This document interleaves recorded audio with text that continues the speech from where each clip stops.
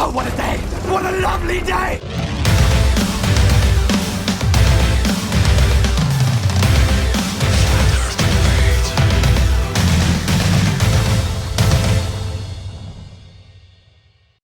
Welcome to Flat Earth Debate. I'm your host, Nathan Oakley, and if you are new to this channel, or you've not done so already, be sure to subscribe and hit the bell notification icon to keep up to date with the Flat Earth Debate. If you'd like to support this channel, there is a super chat that runs alongside each of these shows while they're live, and there's also a PayPal link in the info box below the video. Most importantly though, if you'd like to join the discussion, simply mute the page you are currently watching, then click the link in the info box below this video to join the panel and express your views on the shape of the Earth. If you do join, please don't swear. If you do, you'll be ejected, and if you are, please don't try to rejoin the stream using sock accounts. You'll be warmly welcome back on the next stream. Please also share the show. Sharing obviously increases the live audience, but this in turn increases the chances of a more diverse panel. So please share the show. And one last time, if you're new to the channel or you've not done so already, be sure to subscribe and hit the bell notification icon to keep up to date with the Flat Earth Debate. Now we are joined by The Plain Truth, Sleeping Warrior, Jose, and Arwin. Good to have you all. Yo, yo. Good afternoon. Good afternoon, good morning, good evening, good night, depending on where you are. We were talking about that last night, actually, weren't we, Anthony? Good day. Good time this is. We've got the Aussies just going to sleep, and I'm sure, like most people, there's plenty of Aussies that stay up past 11 PM. And we've got the Americans just getting out of bed, which means that the typical American trolls, I'm not saying that all trolls are going to be layabouts, but let's be honest. So, we don't tend to get as many American trolls. Shout out to P-Bars. We got the American early risers. That's what we got. P-Mars being one of them, yes. He is the exception to the rule. And then there's me that I work overnight shift, and the show starts like an hour after I get off work. So I'll be awake all night long. Wow. After a full day's work, eh? All this work, this is my dinner is a little bit of flat earth debate. Well, I eat something and then go to sleep. That's just what I would like to unwind. But full-on debate with me shouting at people, calling them idiots and retards. Just what you need to settle. And one day I actually fell asleep in the middle of the show, and then I woke up. I was going to say something, and you go, with that, I'm going to say thank you. I go like, damn it. I just slept all the whole show. You'll have me being accused of being Roofie. I like that. Took me a while to actually get what the reference was. Not being somebody who's prone to drug people. But you know what I mean? Once I understood what the reference meant, because he was always saying that people were asleep around him, Roofie that is. And Issa says, well, we'll nickname you Roofie. And I was like, well, that makes sense, you know, Roofie. And then you find out that Roofie's actually the slang term in the States for Rohypnol, which is like the date rape drug. So he's saying that he's basically sending everyone to sleep. Just a nice play on words by Issa Mahalski.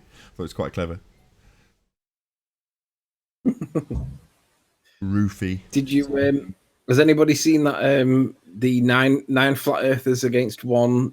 I think it was a nuclear physicist or something like that on Karen B's channel. Keep meaning to watch it. Yeah, I haven't. I know we discussed it earlier. You're not meant to tell people that we discussed it earlier. It's meant to be an organic conversation, Nathan. My bad. What's this You're talk breaking of a protocol. physicist against 9 flat earthers? Basically, it was quite a good setup. It was a living room setup where someone's house, they've got this guy, and there's like 4 or 5 people on the panel, in addition to the 4 or 5 people in the room. And so it was kind of like 10 of them overall, and there was a back and forth. And he was a really, really nice guy, but he's thick because he was saying things that are just so badly wrong that really, if me and Nathan, or like even like people that come on this panel regularly, would have heard him say, we wouldn't have just allowed him to say that without rebuttal. It would have been challenged. And one of the good things was to do with the Metabunk curve calculator.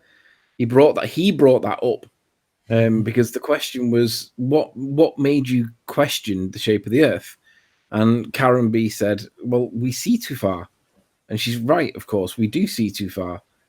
Now, he then brought up Metabunk. And when he brought Metabunk up, there are 3 main arguments that destroy it all in one. There's like you want one of three arguments destroy it, but there's three good ones that destroy it three times over. It's like Soundly with Pontchartrain, right? You can kill Soundly easily with numerous different points, but Metabunk's the same. You can kill Metabunk with three key concise points. And when this guy brought up Metabunk and he said about the first thing he saw was a click here link for the discussion, which he gave a lot of credit to. And I'm like, what on earth are you talking about? He starts talking about Metabunk in the it's a really useful tool thing. And I'm like, no, there's no use to Metabunk whatsoever. And no one challenged him on it. And he was allowed to talk about it as though it was some credible tool. And I thought, bloody hell, if me or Nathan would have been in there at that moment, that wouldn't have gone that way. That would have gone a totally different way. So what it dawned on me was that people that are in flat Earth, the flat earthers, see this show going on daily, see us ripping that Metabunk curve calculator apart, but for some reason don't have the skill or the confidence or the knowledge or the what's the word, the ability, the comprehension to be able to rip it apart themselves. And I see that as a failure basically on our what we're part. talking about. I see that basically as a failure on our part, because although we know how to do it, we should be able to pass this knowledge and this point-by-point destruction of the Metabunk curve calculator. We should be able to pass that on to anybody so that everybody knows what's wrong with it, how to argue it, and how to destroy it. And for some reason, they didn't do it. And I feel as though we need to give people a tutorial in the reasons how, why, and how to deal with the curve calculator when it gets brought up. Because if all of us know the basic rules for why it's naff and then apply it when it's due, then the curve calculator is nonsense. So it's kind of like, it dawned on me that we're not making the waves that we need to make to be able to destroy the curve. Hold on, you're looking at this from the wrong angle, because these people rely on this mechanism because they don't understand it. Otherwise, if they would have understood it, they would just be curious, look into how it's working, and then quickly realize, because they are just intelligent, that there's a misconstruency, that's a misdirecting, that it's perspective omitting. Yeah. They would figure it out by themselves. So yeah, it's always the people that are not skilled enough to actually see the patterns, to really recognize how things work, that will just as a baseline fall back on these mechanisms because they believe in them. They don't understand them though. And that's just how that works. Part of the other thing too is, if you weren't aware of the previous discussion that Poncho Pete had in the pre-show, was that they did not want to put Spiros off. They wanted to make him feel welcome. They wanted to make him feel like they were listening to him. And I think to a certain extent, they probably didn't assert themselves that way. And it's not that they didn't understand the model. It's just that they were wanting him to feel at ease. Yeah, but that doesn't mean give way on all the points just because we like him. I agree with you. I'm just telling you what I knew about from the pre-show. Well, I think there's a way that there's a way to be polite and disagree with people. Because regardless of whether he's the king or regardless of whether he's Spiros or whatever, if he's going to say things as a scientist that are wrong, why the hell would anybody allow him to do that in the name of politeness if he's wrong, right? Yeah, and they did call him on certain things during the show. So, I mean, I agree with you. There was inconsistency there. But for whatever it's worth, that's what I wanted to add.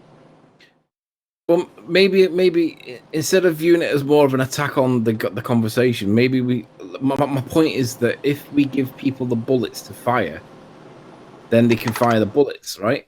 Whether they do or not is a different point, but it dawned on me that we're obviously not doing our job well enough if these points are able to be brought up by physicists and not get challenged.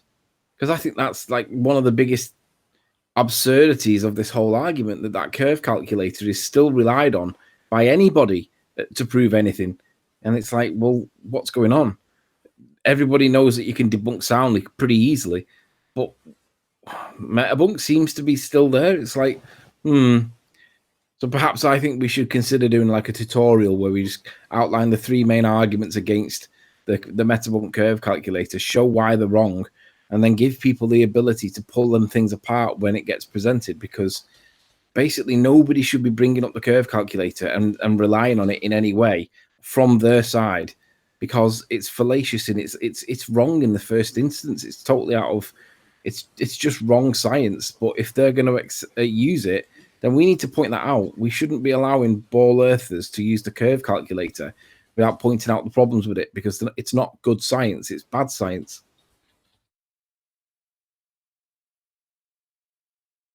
Indeed, we'll have to do a curve calculator special or something.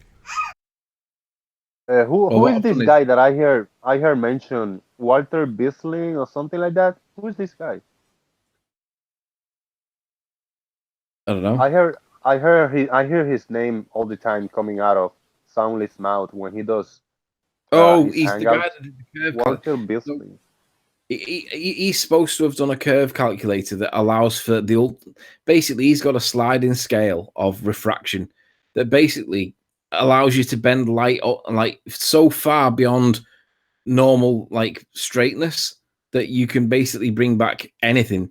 And it's lies. Light doesn't bend the way that they tell us. No, light does not bend the way they need it to bend to explain what we see. Light travels in straight lines. What does change is the medium that the light travels through. So the medium itself can distort what we see, but light travels in straight lines. But Walter Bisling's curve calculator that he's done is basically it defies all known science for the bending of light. So it's fallacious and it's nonsense. But the same rules apply to it.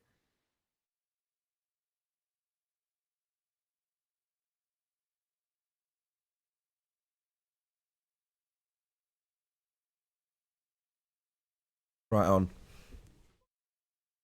That was a long pause. It's a begging the question. All it is. It's a begging the question fallacy. Yeah, I'm not sure whether Walter Bisling's calculator addresses perspective or not. And if it does, then every time that you reduce that target in size as a function of distance, anything over 20 miles, unless it's like huge, is going to fall into that hidden value because of perspective. So unless it does that, then it's not going to be credible. And if it does do that, it'll be wrong, because we know that everything that 20 miles away is a dot on the horizon. But the curve is prominent. The curve is defined and fixed. So I can't even look at the guy's thing, because I know it'll be full of verbal diarrhea in the form of pictures and sliders, and I just don't even want to look at it. I haven't seen anybody present anything credible about it, and I just makes me feel sick that even people think that curve calculators are credible in any way at all. It's nonsense. I'm dropping frames for some reason. Oh no. Okay, there's going to be a What? going to be an intermission for the live audience, I'm afraid, while I change my VPN, so it'll cut off and come back, hopefully without. Experience with the other side.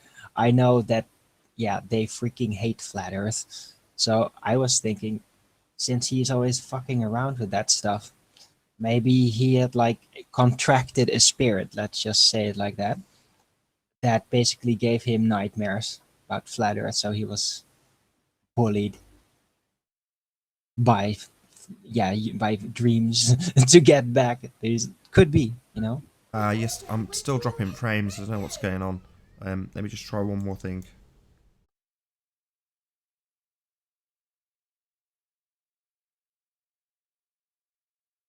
Ah. Wonderful. Lots of issues. My apologies to the audience.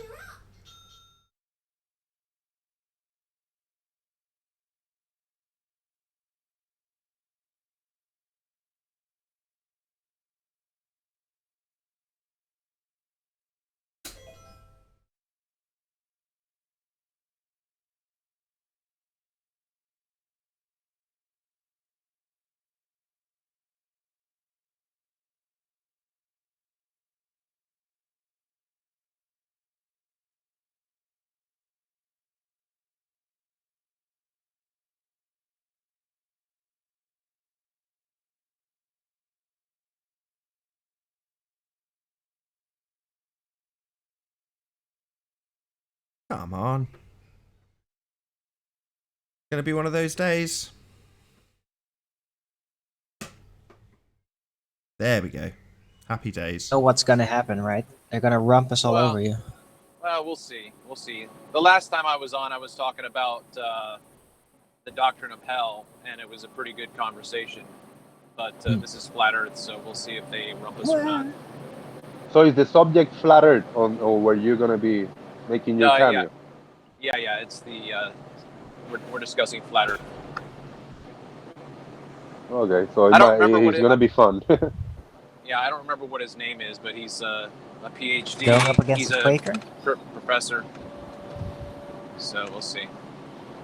Gonna try to just stick to the facts and not let him get off on his It's Bill Miller. theoreticals.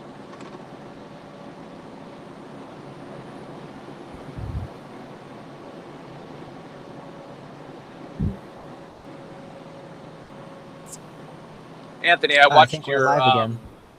We're live. Yep, we're live. Go on, Travis. You watched. I watched your video came up in my feed on your molten iron core talk with Alex. I thought that was excellent. Yeah, that was one of the key points. That was the hangout where the Whisperer come from. Oh, was it? Okay. Yeah. Okay. In that hangout, that's where you can hear Hat soundly saying, "Yeah," and go back to that definition he cites too. It was that hangout. Ah, interesting. Yeah, And I was wondering if that was Geo Streber or not, because you kept calling him Alex, and so Yes, Alex is Geo Streber. okay. It's windy. Windy here as well today. I was watching here yesterday. too. There was a hangout in the non sequitur with Journalism, Soundly. I was listening. I don't know if it was a replay. It was Soundly and Steve McRae with Journalism, and then they invited George Natinuk, and then they invited Red, and it was like a 3 hours hangout. It was really good. Can't stand any of them fuckers. Language. Yeah. Come on. No need. Are we live? Yeah, we've been Yeah, live we are. for a while. Oh, I didn't realise we were live. I thought you would you'd turn it off and start it again. No, not at all. I just told. I managed to get it back online, but the Hangout also then dropped. I just had numerous technical issues. I mean, not that it phased me particularly at show 536, you know, it's par for the course, but lots of things all went wrong at once. But I managed to keep the live stream going. So this is on the Right, same I didn't feed. realise So we- all I of your didn't realise chit we were chat back and live. moaning about Soundly, that's all on the live feed. It's all good. I don't like any of them. They're all fuckers. I don't change my view online or We're offline. live. Can you stop swearing? No need. Well, I'm just stating that I'm no different offline than I am online. So my view is the same. Just stop fucking swearing. Oh, that's right. I'm gonna kick you now, Nathan. Yeah. So where were we before the technical issues? Oh, I know what I was going to say. I've invited Karen B to join at some point. She's just woke up. She's having a coffee. Hopefully she'll join shortly, and she can tell us about the hangout that she'd had, because it was really quite interesting from some aspects. But my intention is so that we can like give her the bullets that she can basically use in future for anybody that brings up these curve calcs, whether it's Bislan's or whether it's anybody else's. They're all bullshit, and it's a case of these points need to be drilled into flat earthers so that we're able to stand on our own 2 feet with these points, because they use them all the time. I know we haven't seen the curve calculator for months, ever since Mick West admitted that the assumption is that the radius is based on an assumption, but it's all based on assumptions. So I just realized that we need to like retell people the problem with the curve calculator, so that if and when they're presented with it, then they know what to say to be able to destroy it. Anyway, we haven't done housekeeping, Nathan. We can save it for the next one. Yay! We're a good chunk into this one now. Yeah, but we have an issue though if we don't do the housekeeping. Why is that? Because I've got some evidence for one of the points. Oh, really? Well, I don't Yeah. know. I don't want housekeeping buried 20 minutes into the show. Needs to be at the Okay. start. Well, how the do we hook, get isn't it? how do we get my segue into it then without having housekeeping? Raise your hand if you vote for Doxinian gravity. How do we call the Doxinian gravity. Doxy gravity? How do we call the Doxy gravity now? Doxian. Just Doxian gravity. Come on. Doxian, nice. Oh, Arwen's got an issue with that.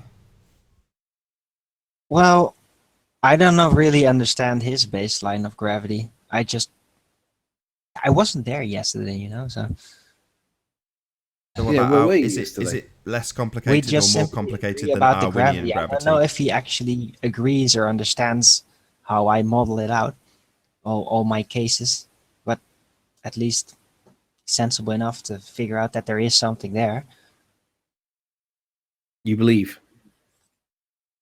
No, we deduce. Well, deductions are not proof, right?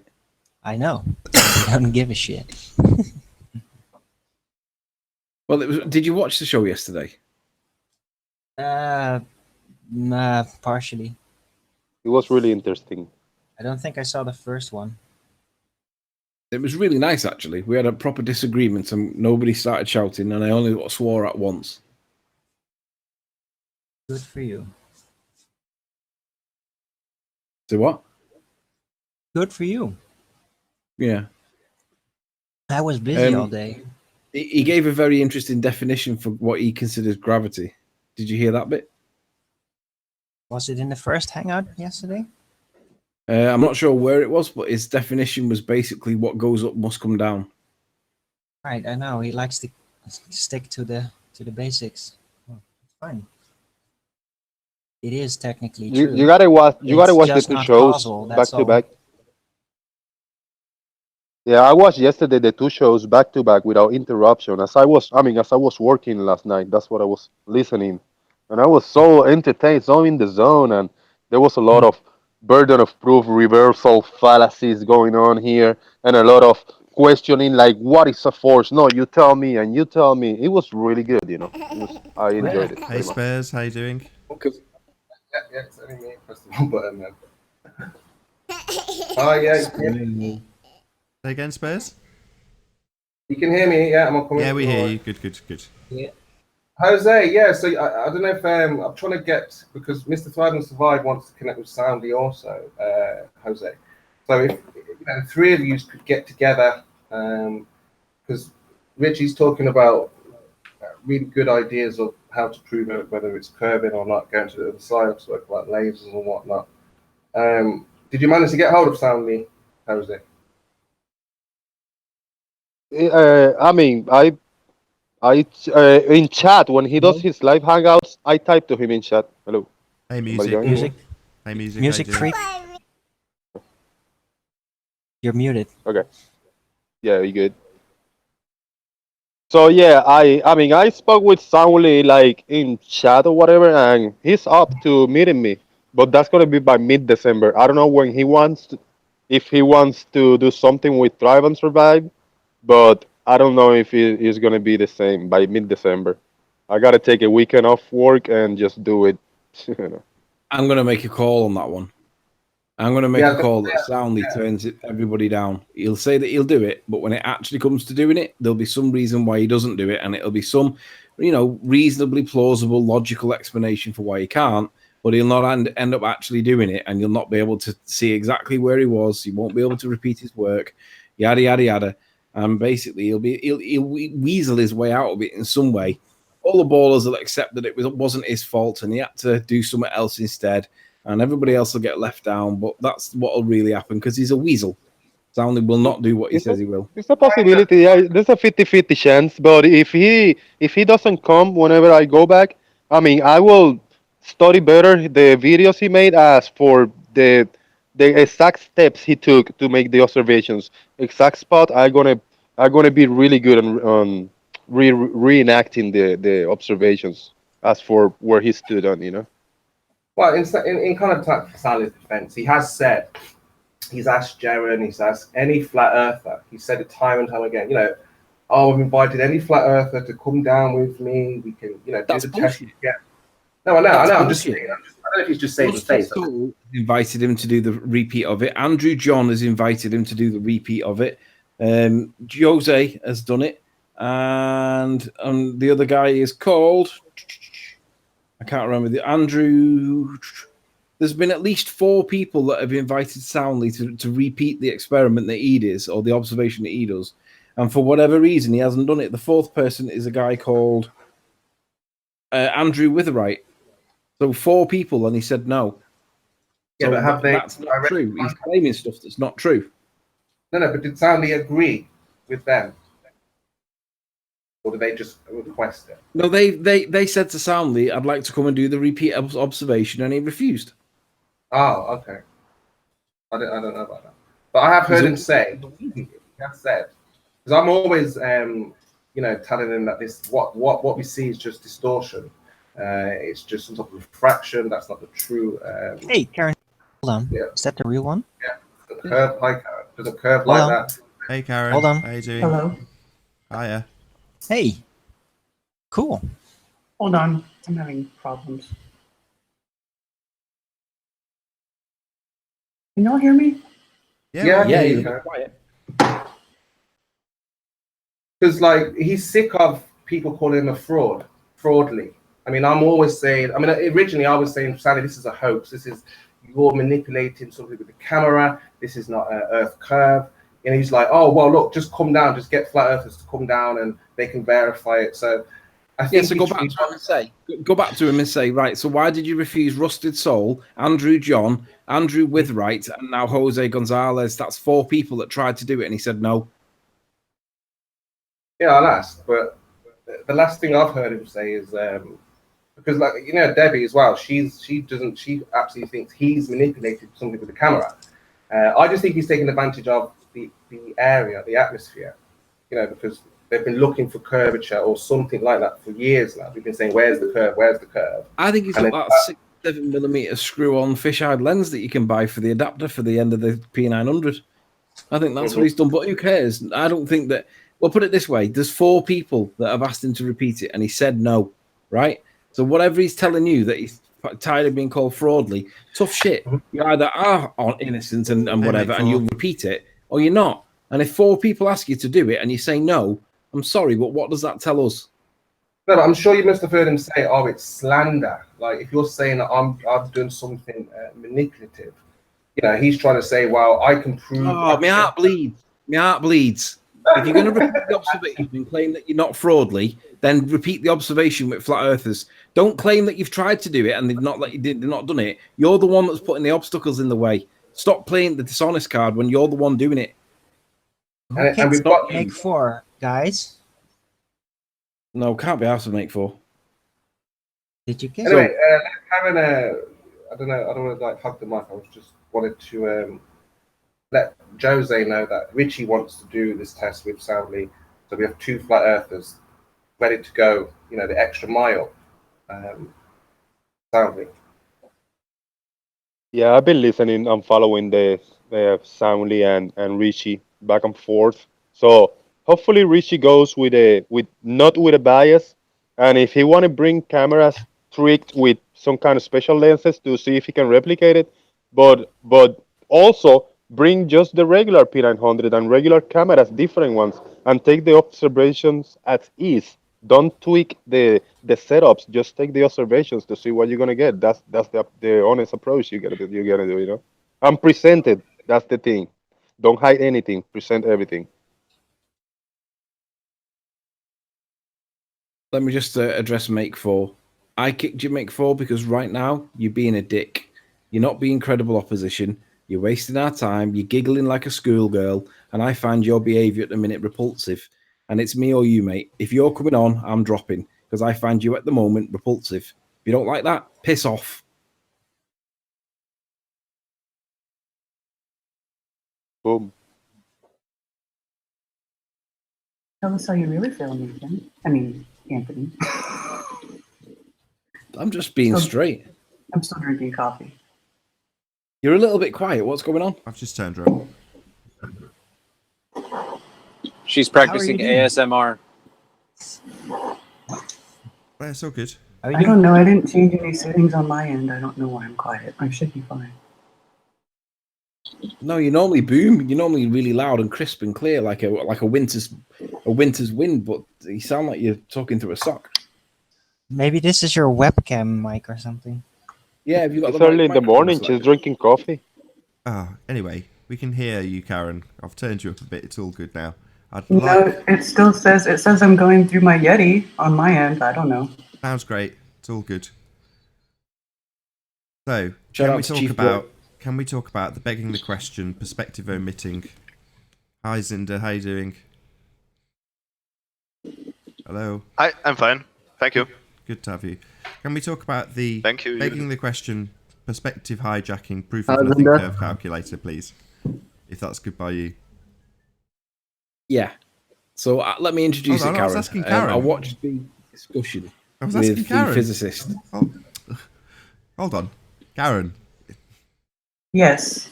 If it's good by you, What's going on? well, it's kind of presumptuous of us. I know Anthony's talked. Oh, I shouldn't mention that. No conversations ever happen that are not live. But we'd just like to talk to you about the calculator because we've had probably best part of a year going through it and falling prey to it and fighting inside the logical fallacy that it is. But I'm hoping Anthony will take the second 2 points if I take the first. But can we just take you through what basically is 3 main points that if anybody ever uses the calculator, you can just smash them into the middle of next week with?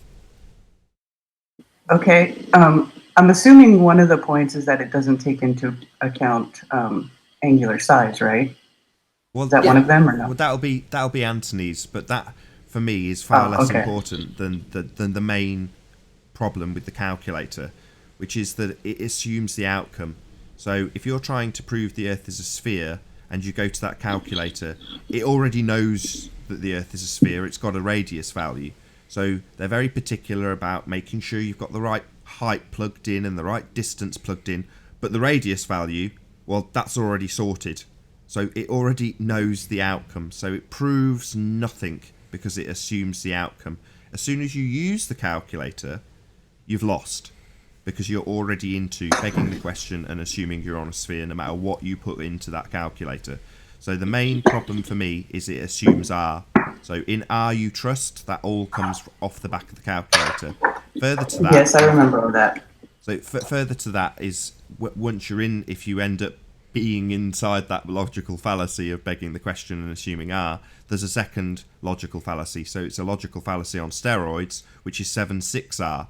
So again, assuming radius and then assuming 7/6 of that radius. So the refraction they use to adjust for any errors they see within the calculator is also a begging the question fallacy on steroids. So it's 7/6R. So the begging the question bit for me is the main problem because as soon as you're using it, you've lost. But with that, I'm going to hand over to Anthony because he's got... Anthony likes to work within the confines. He likes to make his life difficult, so he's already into using the calculator. He will let the opponent beg the question and use the calculator so that he can pick it apart from within, which I just don't like doing. I just like to smash it into the middle of next week and say it's pointless. You already know it's a sphere. Look, there's a radius value. Why are we using this calculator to do anything? There's your answer. It assumes it. Yeah, I mean, Nathan's view is right, and I do completely agree. But I also, if I was on the baller side and I got someone that said that, I would just call them a denier. So I tend to let them use it and then pull it apart as they do. So 7/6R is based on the radius, right? Mick West himself has admitted that the radius is an assumption. So that's the first part. Light doesn't travel in curves. Light travels in straight lines on their model. So there's no evidence that shows that light can bend at the rate of 7/6R. All the evidence, scientifically speaking, is described as negligible. The effects of refraction in the atmosphere are negligible. And when you look up the meaning of the word negligible, it says so small or unimportant as not to be worth considering. Yeah, that's what it says in the PDF too of our laser tests. Yeah, so light doesn't travel in bends of following an arc of 7/6 of the radius of Earth, right? Light travels in straight lines, and according to Fermat's principle on the trajectory of light, it deviates from straight in all directions, minuscule amounts, right? But it's negligible. So it's not even worth even crediting them with anything.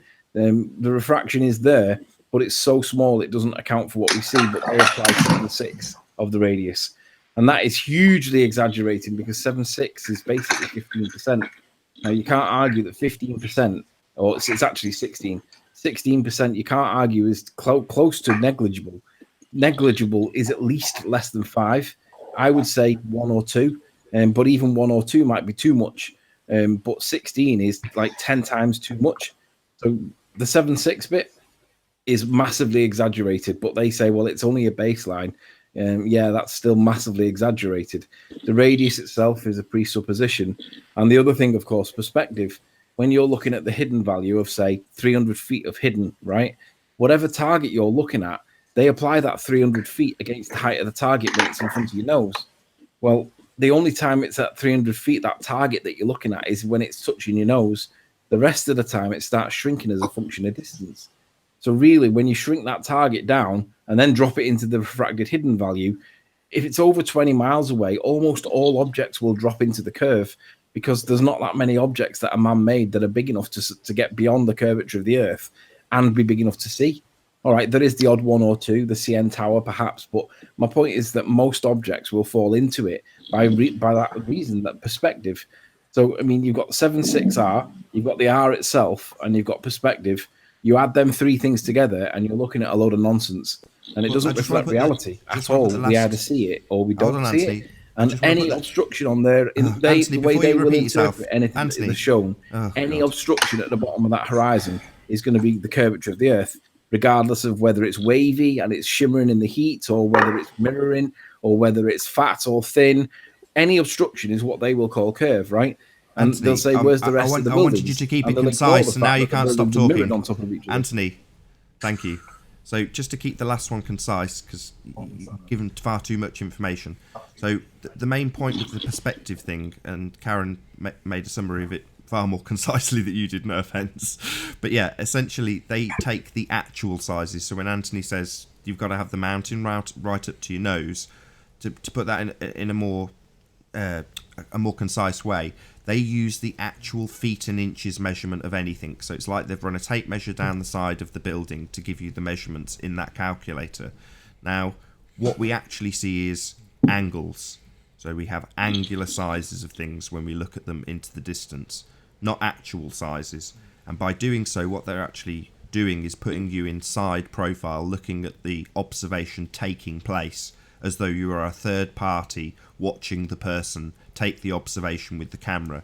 And the only numbers that are used are actual sizes, not angles. So they completely ignore perspective, i.e. the angular resolution, the angle of attack, the things that will cause things to disappear bottom up. So they hijack perspective, use actual sizes rather than angular sizes, so that they can substitute what is actually perspective for curvature.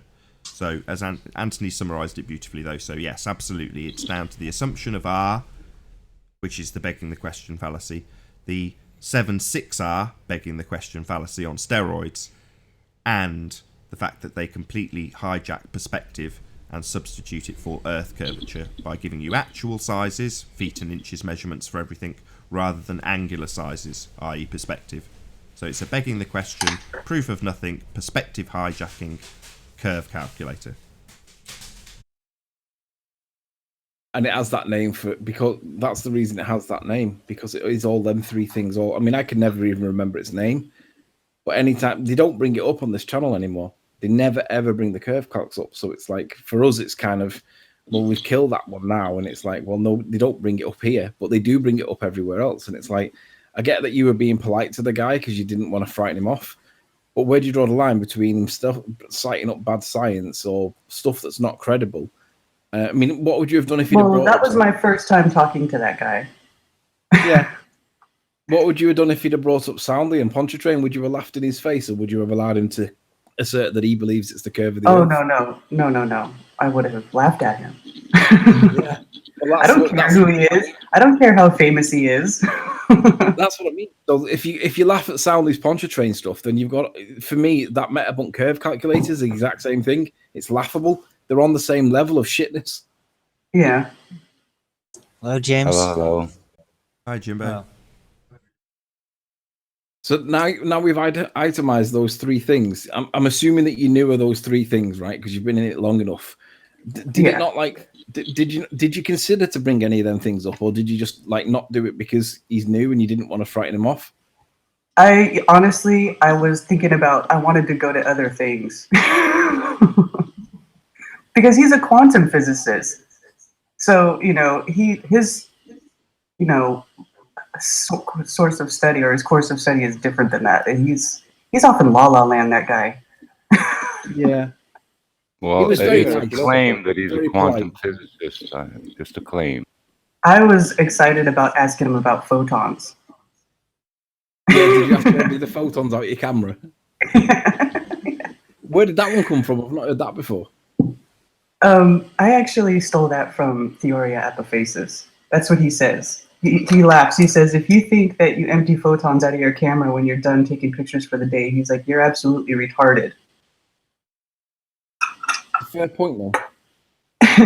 Well, it is. I mean, because the light doesn't go through the camera, does it? So that if there's photons, they have to stop inside the camera. Yeah, that's true. It's a valid point. What is the light? And I mean, I'm not even convinced that light travels, moves at all. I don't know what light is, but I don't think that it bounces off the object from the sun and then ends up in your eye, and then it burns an image on your eye. I don't think that's really what's happening. No, I don't think light travels either. It's instantaneous. It's instantaneous action at a distance. I would rather believe and accept that it's proof of creation because science can't explain it, because nobody can agree whether light's a wave or a particle. And if it's a particle, well, why has it got no mass? If it's got no mass, then it can't be a particle. It's completely paradoxical all the way through. That's what I asked him. That's when I asked him that. He said, no, that's not how photons work. They don't have any mass. Nobody thinks light's a wave. It's not a wave. That's just a mathematical description of what it does. Light is not a wave. Light is a particle. It's not a wave. It never will be. That's just a mathematical way of describing it. Also, it can turn into whatever it is, different things. It can be captured by a photocell and re-become, quote, an electron. It can turn into heat energy, or it can become light that's scattered, subdivided, or whatever, and a wave. re-emitted. A wave is my not understanding, what something is. It's what something does. Yeah, my understanding of how light is generated, it's an in situ process by the process of atomic absorption and secondary emission, where atoms, molecules, whatever, absorb energy. It excites, quote, an electron to a higher valence level. When that electron drops back down to its original valence, it gives off light. Light is generated in situ by a process called atomic absorption and secondary emission. No one seems to want to look at it that way. Oh, it's such a mystery. Oh, this and that. We can identify every organic chemical on Earth with atomic absorption and light colors and photospectral whatever. It's ridiculous to say we don't know what light is and all this blah, blah, blah. And no one's gone to look up atomic absorption and secondary emission or have any notion of primary and secondary and what's going on. So, yeah, light is a mystery if you keep it that way. And I'm not saying that what's written about it and all this atomic absorption spectrometry is all right. It's just a narrative that functions. It's not the truth. I never know when the end of your statement is. What is a photon?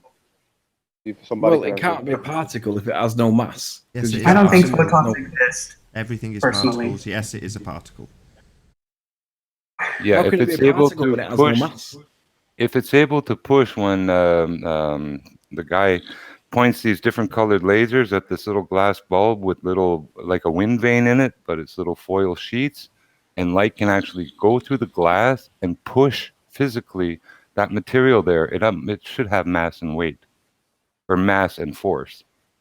Is the light a particle and a wave, or is it either it's or? acting as a force. It's able to spin a physical thing inside of a glass bubble. Light from lasers. Different colors have different forces, but some work on some material that's in the tube and some don't. But you can move these metal plates around on a wind vane inside a glass dome with light through the glass. Is light a particle or a wave, or is it a wave made out of particles? Mass. What is it? It must have mass if it's going to go through the glass and push. A wave is just a mathematical way of describing it. It's not a wave. It's a particle. It's just a word. It doesn't make what we think it is right or wrong. And M. Scott Veitch saying it's both a particle and a wave. No, it isn't. It's a particle. Describing it mathematically as a wave can be done, but that does not make it a wave. It's just a mathematical description. Doesn't make it a wave.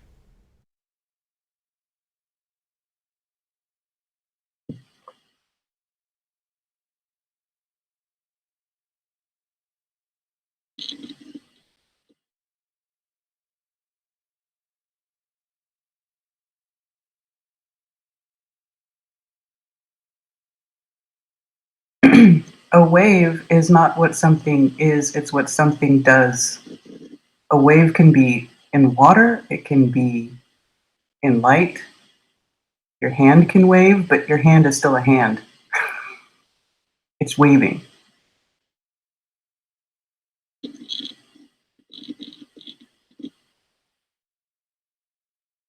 Okie dokie.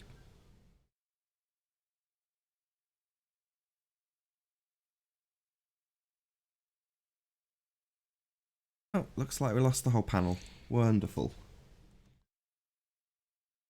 There'll be a short intermission.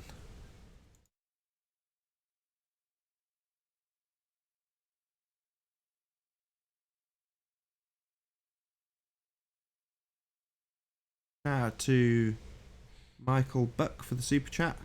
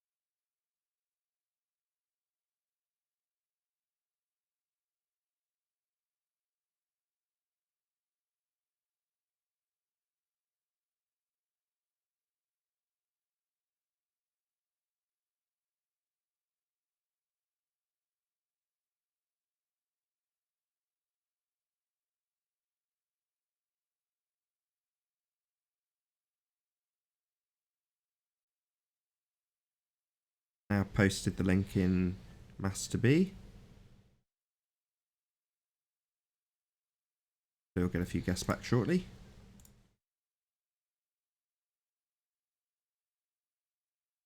Hey Travis. What happened? I think someone came in as Arwin, and I thought it was just Arwin with a technical issue, so I didn't think to say. But I think an Arwin sock came in and sniped everybody. Wow. Been a sketchy show all round.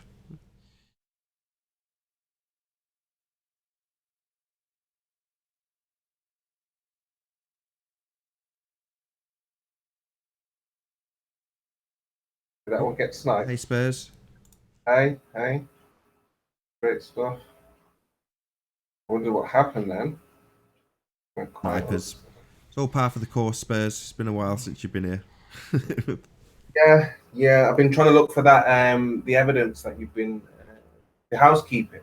I'm always asking, the Globers to provide something. So when Nathan does his housekeeping, I could probably, bring that forward. But fortunately, there were no signs of any of those things. We'll go through them in a bit. We didn't go through them on the first show, although this is still technically the first show. Yeah, it didn't end. We didn't go through it on this show, so we will on the next one. We'll go through housekeeping at the beginning of the next show, and we'll get a few guests back. We've only got about, I don't know. Does Jose's video count as science or not? Not quite. As science? Not really. Not at all. No, I know. I'm just, just saying. That's what they would use as a sign So, how do we get into it? Discussing whether it is or isn't. Oh, I see. Well, if you're going to start referencing a begging the question proof of nothing perspective hijacking curve calculator, then you're begging the question and hijacking perspective. So that's not really much use when they use those means. Unless, you want to take what Soundly presents at face value, which is that we live on planet Orleans Parish. Yeah, of course not. A lot more questions about what he's presented. A lot more questions. He hasn't answered. Flat earthers are going back down there because it looks odd and needs verifying. I just hope, he meets up with Richie and Jose. Because I think this will bring Saudi to flat earth. Do you think? Hey, Jose. Excellent. You. I mean, Jose's probably a better person to ask these questions because he's been there, he's done it, he's got the T-shirt. You know what I mean? Jose, What are we talking about? Do you think anything can be verified with this experiment? Is it a waste of time? Is it for the Globers just to appease them for a period of time? What will be the outcome? We need like a result. Any experiment there has to be a result or conclusion. Yeah. For me, my intention on going back to Pontchartrain is to go in a clearer weather, because I know when it's really hot, I'm gonna get all these inferior mirages and mirroring effects and all this kind of stuff. I know when it's clear, when it's cooler, I'm not gonna get much of that. Now, the conclusion is if I get to replicate Soundly's observations by the T, like I see exactly what he get, that's gonna be the implication that I don't know what am I gonna do. I mean, I actually know what I'm gonna do. I will present the video, I will upload it, and I will say, this is what I caught, and it is bending somehow. The bridge is curved if I get the exact observation. That doesn't mean I'm gonna say it's a globe and that's it. I'm going back to the globe. I'm gonna just forget about flat Earth, everything I have learned that I never thought I questioned myself on all this stuff. The thing is, I was able to catch the video footage and please explain.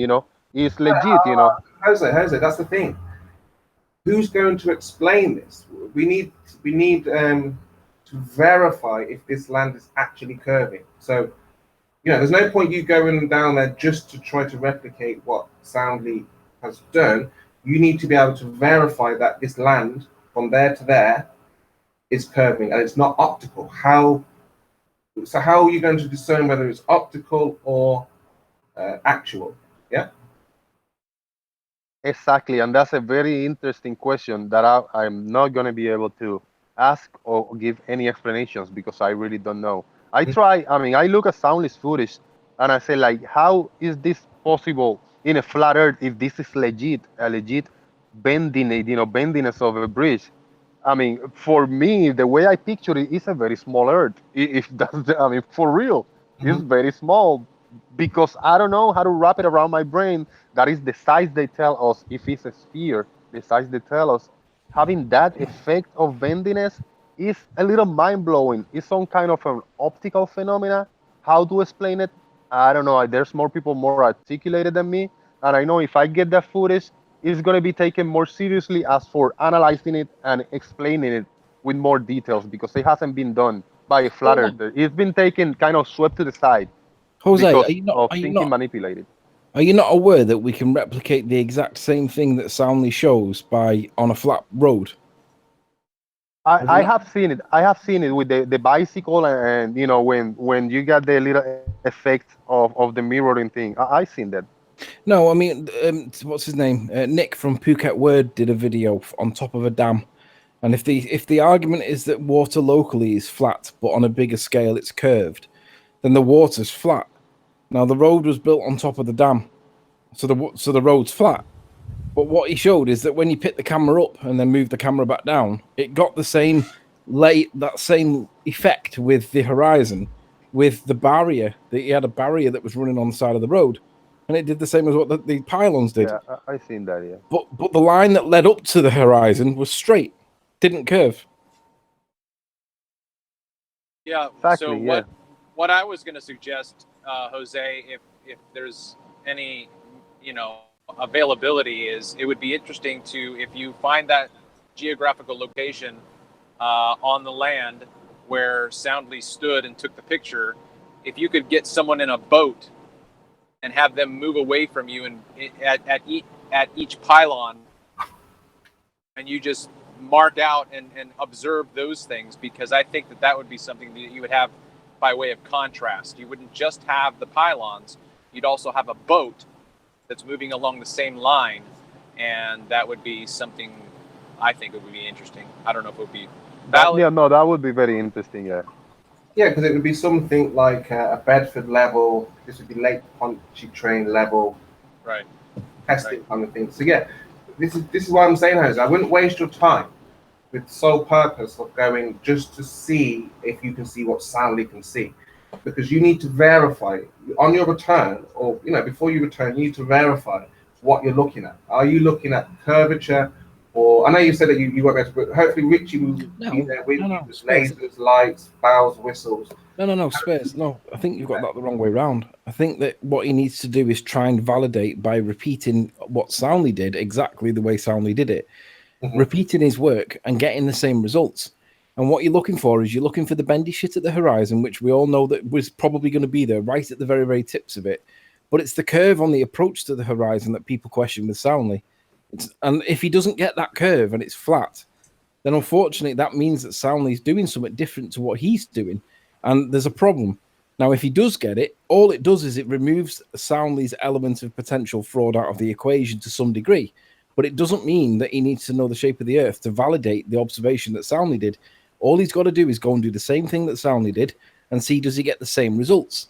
And you're looking for the curve on the approach to the horizon, and you're looking for the bit at the horizon where it bends back on itself that creates an impression of dropping over the curve. But he doesn't. I don't agree. He doesn't need to know the shape of the Earth to be able to validate or repeat and validate Soundly's work. You already said, Anthony, that we can replicate what Soundly does anywhere. So we know how. Yeah, but nobody's been able to replicate the curve up towards the horizon. Nobody have been able to do it exactly yet. Raising and then falling. Well, Andrew John showed that that's not true. There's other people, like Andrew Witherite. So again, this goes back to when he was challenged to repeat the observation, and he basically, if Soundly's claiming that he's offered flat earthers to do the repeat, I could name 4 people right now. One of them's on the panel that offered to do the repeat observation, and he said no. Rusted Soul, Andrew Witherite, Andrew John, Jose. One thing, one detail here. If I get back and I get exactly, if I stand, because I saw the last time he went maybe a few weeks ago with the P1000, and he had a lot of mirroring effects, but he still was able to get the same footage, pretty much exactly the way he got it before. Why? Because I stood maybe 20 feet to the right, and he stood 20 feet to the left, a little closer to the bridge. So he stood in that specific spot. Now, I want to go back and I want to stand exactly where he was, and I should be able to replicate it, hopefully, And then if I get the video, then I'm going to step 5 foot to the right, and I'm going to take another video. I'm going to step 5 more foot to the right, I'm going to take another video. I'm going to go lower to the ground. I'm going to be in the same spot. I'm going to take exactly footage, but I'm going to go higher and lower, and I'm going to go to the right, higher and lower, but pretty far away to see how it looks, because it should be the same curve, the same effect. It doesn't matter if I go 100 foot to the right, it should be the same, That's what I want to see. If I get the exact video from the same spot he stood, I should be able to get the same video way more to the right, You know what I mean?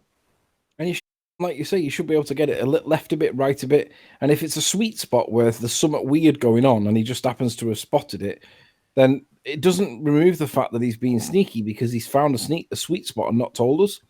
But in any event, the point is, you should be able to validate and get the same results that he gets, which does include that curviness up to the horizon.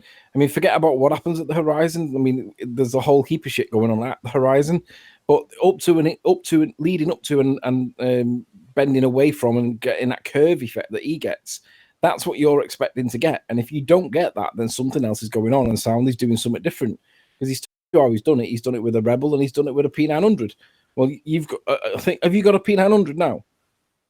No, I don't, but I was looking up, and they are for rent for like $55 for a week.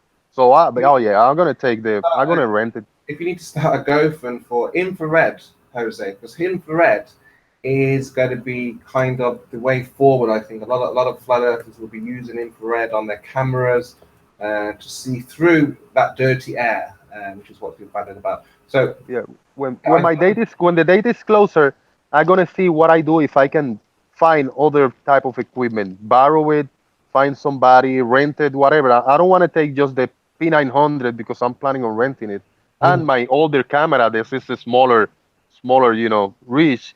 I want to take something else. I want to record it with at least 3 different cameras. See what.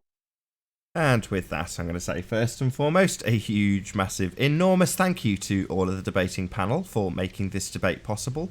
And of course, a massive thank you to all of you, the live audience, for tuning in and hopefully sharing this debate.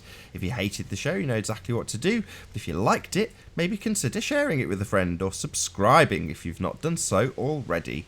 I've been Nathan Oakley, and I'll see you all in the next video. Oh, what a day! What a lovely day!